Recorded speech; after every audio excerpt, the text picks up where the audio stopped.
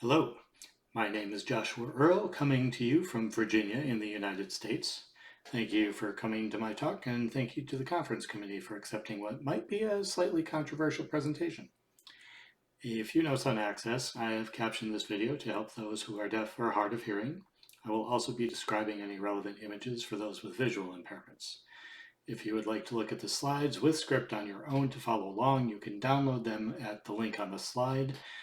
That link is cyborgapologist.com/2021/06/SPT-2021. I have also put the slide numbers in the top left corner for Q&A reference. You can contact me at jearle@vt.edu and follow me on Twitter at cyborgapologist. With that out of the way, my talk is called There Is No Such Thing as Mediation, Agential Realism versus Postphenomenology.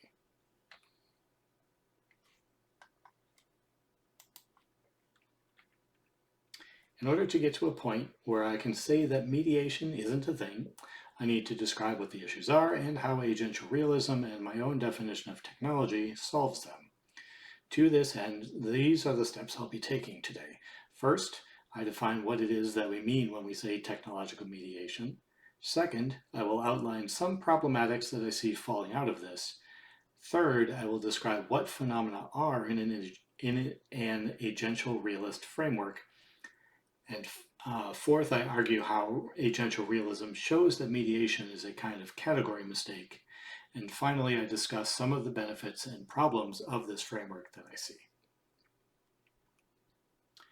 So first up, what is technological mediation? When I first heard about mediation as part of postphenomenology, something felt off about it to me.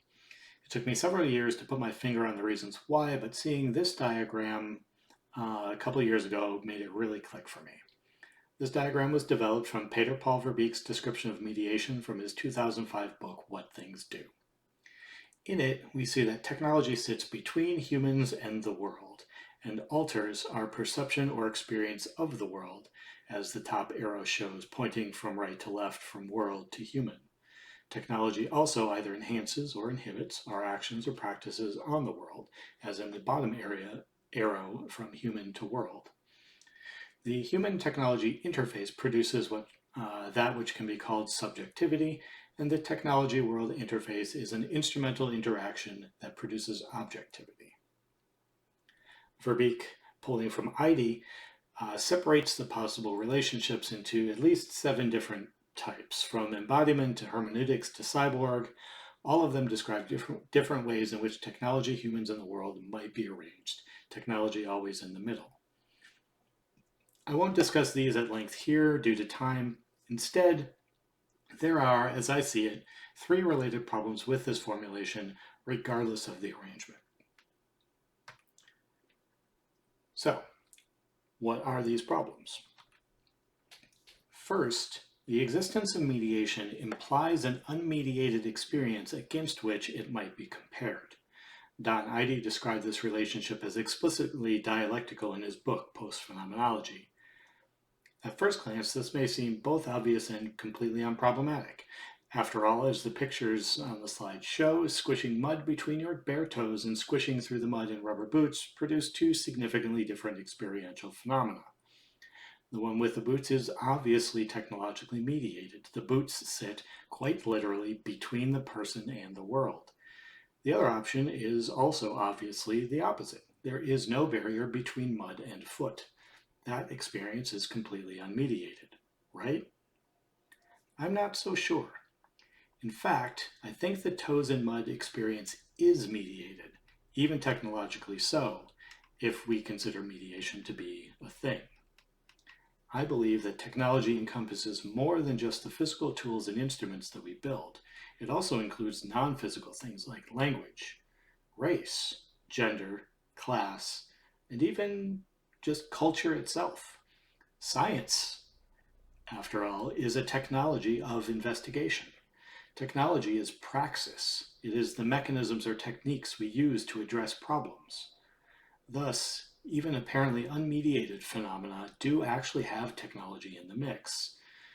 Mud between your toes is a different thing as a rich adult than it is as a poor child. It is also different based on race and location and colonialism. Every phenomena includes within it technological agency. I actually cut out a large section of this where I expanded on my definition of technology for time, so please do ask me about it in the Q&A if you would like more detail here.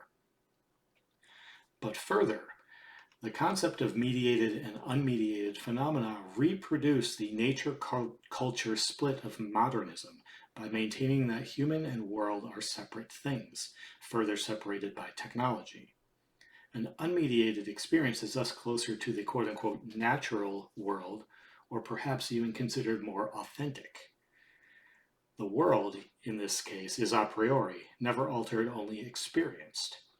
I think this account is wrong.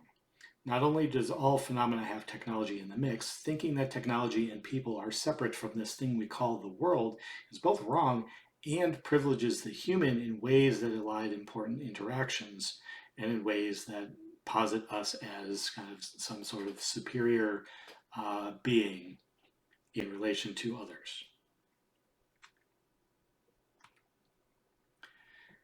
The second problem, and related to the a priori world from the previous problem, is that if something can mediate, can be in between and alter the experience of these agents we call human and world, this implies that the agents involved are themselves a priori to the experience and phenomena, and exist in some pure form out there. This is an instrumental realist position. Again, this should not be a surprise. Don Heide proudly claims himself an instrumental realist, I believe, still. However, several theorists have argued, correctly in my opinion, that ontologies are not instrumental or separate from our relations with them. Anne-Marie Moll argues that ontologies are multiple, that arteriosclerosis is pain while walking for a patient at home, is crunchy veins under palpation in the clinic, is a thickening of the scleral wall under a microscope. Each ontology only making sense in its constituent context. Similarly, the picture on the left is the moon through a telescope, which is ontologically different than the moon by the naked eye, or the moon while hopping across it in a spacesuit. The cells in the right-hand picture are only cells under a microscope. While perhaps related to the ontology of cells in a body-mind, they are ontologically distinct. Similarly, feminist theorists such as Sandra Harding and Donna Haraway argue that marginalized standpoints produce different ontoepistemologies than the standpoints of those in power. Objectivity is not, in this case, a function of instrumental interaction of objects, but of multiple partial and incomplete perspectives and relations. Pure instrumental agents, in this case, cannot exist. And third, phenomena as human experience. In most theories of technology, and arguably most philosophies, especially in the West, humans are those who perceive, know, experience, and have agency. However, and this dovetails with the previous problem about pure agents, phenomena outside of human perception, even those that might be called technologically mediated, fall outside of the bounds of mediation theory. Humans are right there in the diagram. They become the tree falling in the woods that no one was around to hear, and to mediation theory, no sound could have been made. While it may be unfair to charge a limited theory of human experience with, not describing things outside of that context, it also absolves humans of responsibility for a phenomena outside of their perception. If the natural world outside of human experience is simply an objective instrumental external agent, then ascribing responsibility for change outside perception becomes difficult. Also, we know that non-human animals, like our cute puppy in the meme on the right, also experience the world. Experience phenomena have subjectivity. They react to the world, respond to it, alter their behaviors in relation to it, and even work to alter it. They also have and use technology, yet they are left out of mediation theory. So now we come to the definition that is going to upend this entire thing. What are phenomena within agential realism?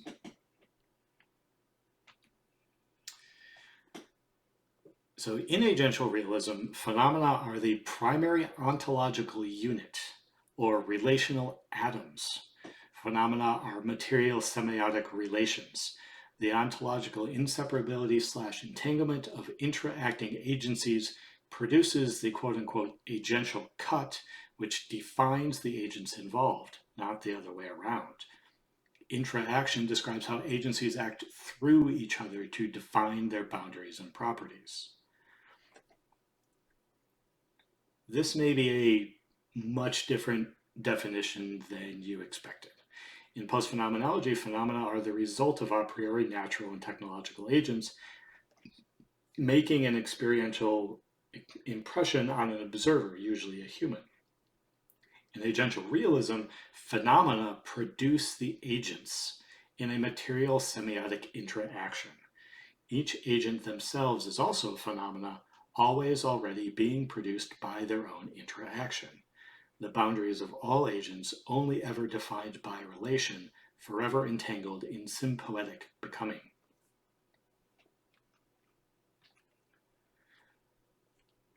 Why mediation falls away in this framework may be becoming clear now, but I want to show my work and describe how it fixes the specific problems that I mentioned before. First, the idea that agents exist prior to the phenomena as agents outside the interaction that produces the phenomena no longer holds. Karen Barad writes, quote, "Neither discursive practices nor material phenomena are ontologically or epistemologically prior. Neither can be explained in terms of the other, neither is reducible to the other, neither has privileged status in determining the other, neither is articulated or articulable in the absence of the other. Matter and meaning are mutually articulated." End quote. The relation produces the agents, produces the objects, produces the knowledge, produces the ethical ramifications and duties. This is a relation first and interaction first metaphysics. Agents are defined by the entangled diffraction of their relation, of their interaction. You cannot separate the cells on the left image from the microscope which produced that particular image, nor the moon from the telescope through which one might experience it. Knowledge held by agents also determine the ontological nature of things.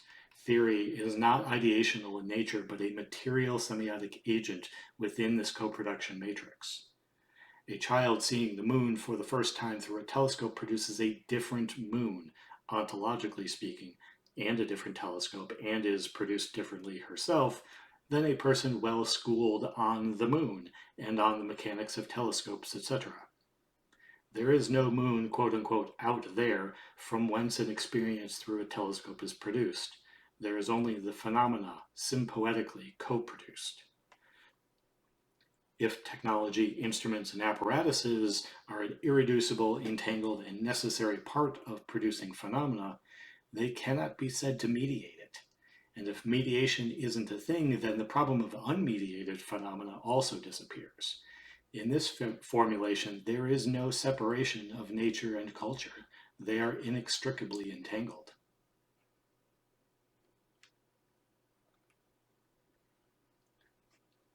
Second, humans are entirely unnecessary for phenomena in this framework. In fact, as the fundamental ontological unit, everything is simultaneously a phenomena, producing phenomena through its interaction, and being produced by phenomena. Not only can we consider non-human perception as producing phenomena, all interaction similarly produces phenomena and agential cuts. The interaction of light produces diffraction patterns within itself. Cells co-produce each other as they grow and chemically communicate with each other within our bodies. And the sum of those phenomena then produce the phenomena that becomes our bodies. Even inanimate objects co-produce each other through their interaction, through their materiality through their gravitational pulls. In fact, this happens even outside of human perception. Introducing human perception actually alters the ethico-onto-epistemological reality of things. As Barad writes, quote, agential interactions are specific causal material enactments that may or may not involve humans. So let me lay out some benefits and potential drawbacks to this framework that I see. I also invite the audience to maybe let me know of some others that I haven't thought of in the Q&A. So as far as benefits are concerned, and these I think are strong arguments for this framework. First, it is a much more metaphysically robust way of describing our relationship both with technology and with the world. Second, it kind of foregrounds the kinds of cultural forces which feminist, race, disability, and indigenous and other scholars have argued for decades fundamentally alter our perceptions, our productions, our technologies, and our experiences. In this framework, they also alter the ontological reality of the world.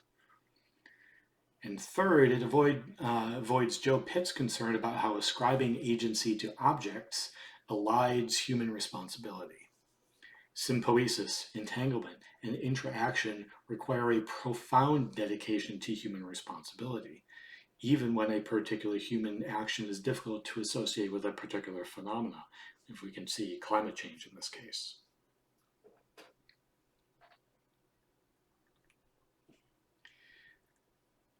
As far as drawbacks are concerned, the first one may be that my particular definition of technology may be so broad that it becomes somewhat meaningless. I don't think so, and we can talk more about it if you have more questions about it in the Q&A, because of how I break down different, what we call technological objects. I've written more about this in a short article on the Social Epistemology Review and Reply Collective. If you head to that website and search for deleting the instrument clause, you can find my full thoughts on that. Second, the cognitive math for describing how agencies interact is significantly harder than a simple description of mediation. Third, kind of coming off that, the language of it is hard. Since our kind of linguistic causal structure is like unidirectional, like follows the flow of time as we experience it, and things like co-production, sympoiesis, and interaction are difficult concepts and seldom used outside of high theory. And finally, this is incredibly counterintuitive, even if there is empirical evidence for this inseparability that agential realism argues for.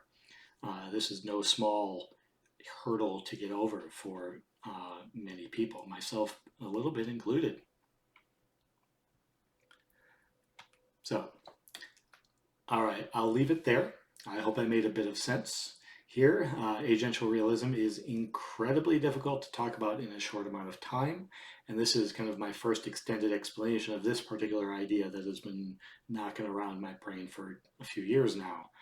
I invite you all to ask me things, perhaps disabuse me of some notions, and generally help me make this a more robust and convincing argument. Also, hire me.